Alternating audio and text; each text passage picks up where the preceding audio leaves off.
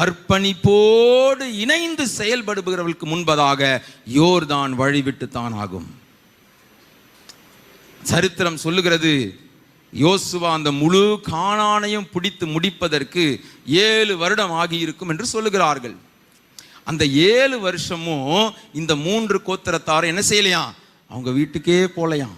இன்னைக்கு மாதிரி வாட்ஸ்அப்பில் வீடியோ கால்லாம் பண்ண முடியாது, இன்னைக்கு மாதிரி நினைச்ச நேரம் ஃபோன்லாம் பண்ணி பேசிட முடியாது. எங்கேயோ தூரத்தில் இருந்தாலும் அந்த குடும்பத்தார் தன் வீட்டில் உள்ளவர்களை சந்தோஷமாக அனுப்பி கொடுத்தார்கள். ஏன் தெரியுமா, நாங்க மட்டும் சுதந்திரத்தை பெற்றுட்டா போதாது, என்னை சார்ந்தவர்களும் என்னுடைய குடும்பத்தாரும் என்னை சுற்றி இருக்கிறவர்களும் அதே சுதந்திரத்தை பெருமளவும் நான் சிறு தியாகத்தையாவது செய்வதற்கு ஆயத்தம் என்று கிளம்பின அந்த கோத்திரத்தாரின் அர்ப்பணிப்பு யோர்தான் நதியை பிளந்தது என்று நான் விசுவாசிக்கிறேன்.